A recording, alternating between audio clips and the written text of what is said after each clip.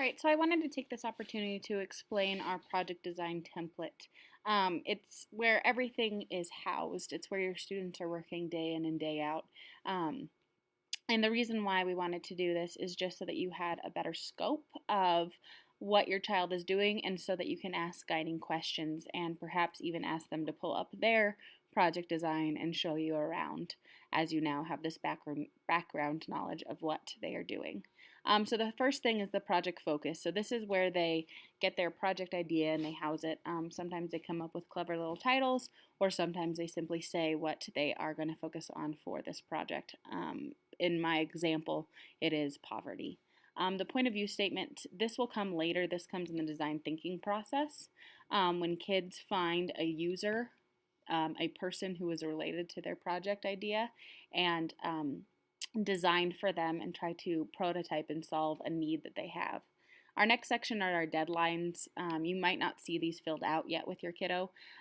These are suggestions of how long each phase should take as they become more adept at creating projects. We hold them stronger and stronger to these deadlines. And so now we really get into the meat of the project. These are their goals. So as you see, there are several different goals that they have to have for a singular project. The first one is their content goal, then outcome, which is kind of like their greater theme, modern learning goal, research goal, writing goal, and design goal. So I'm going to show you where they actually find these. If they go on our Blueprint website and go on to plan, it has all the different things we need. So the flow and timing, that's where they find their deadlines. This is how they write their targets. I'll get to that later. So they have a design thinking goal. They have to choose one of these and basically they copy and paste which one they feel they need to improve upon the most. If we continue down, we have those outcomes, those themes that I was talking about. And so we have 5 major themes: sustainability, perspective, thesis, systems, and effects. And so under those categories, they choose a singular outcome that they want to focus on. So specifically, I'll be able to evaluate the cause and effect factors that contribute to poverty around the world. So I focused on a cause and effect outcome, and then I took this little formula that we have at the top and specified it to my specific project. So all of these goals they take from our website and usually make them more personalized to their project. Next, we have modern learning. So we have civic responsibility, financial literacy, global awareness, health and wellness, problem solving, resiliency, systems thinking, and then we have our 4 C's that they've been doing since they arrived at Sage Canyon.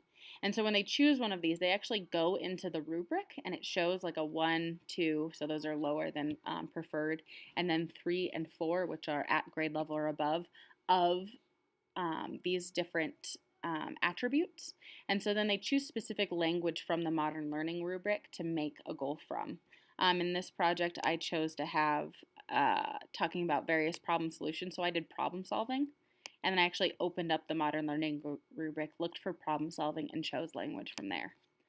Next, as we continue down, are those content standards. So they're broken down in here. Once again, we have our formula to write a goal. It always starts off with I will be able to. And then we have it broken down into science and social studies. And then those subcategories are things like life science or science, physical science. And social studies have civics, economics, geography, and history. And so I made poverty, through the poverty lens, we're looking at geography in this project and looking at why poverty is more prevalent in certain areas of the world and why, and how those relate to natural resources and how that relates to governmental systems. As we continue down into writing, so your kiddo goes to a literacy block with either 5th graders or 6th graders, depending on their age. And in literacy, we're actually working on skills and topics that they use in their writing piece for their project. And so that's why you see 5th grade RTI, which is literacy, 6th grade RTI. And the first thing we did was talking about how to describe a cause and effect or describe a problem or solution. And so that's why my writing goal is about an expository essay about cause and effect and problem and solution. And then lastly, if we continue down, this is our research. So every single project that our students do, they need to have a notes document. So everything that a document that houses everything that they have learned throughout this project and all the information they've gleaned from whether it was videos, whether it was interviews, articles. And so I would encourage you to ask your child to see their notes document, because they all are required to have one. And so they choose one of these three that they feel they need to work on personally in their notes doc, and that becomes their goal. If we continue down, so then I took these, and your student takes these goals that we just talked about creating. Okay, and then they become, they write targets for these. So targets are these actionable, smaller goals for themselves. So if my goal was all about being able to use geography to understand why poverty is more common and more prevalent, then these little targets are all about that goal and how I will be able to accomplish this goal. So they're simpler and smaller and things that they can accomplish on a daily basis. So like I will be able to take a country and modify its terrain and resources in order to support a stronger economy.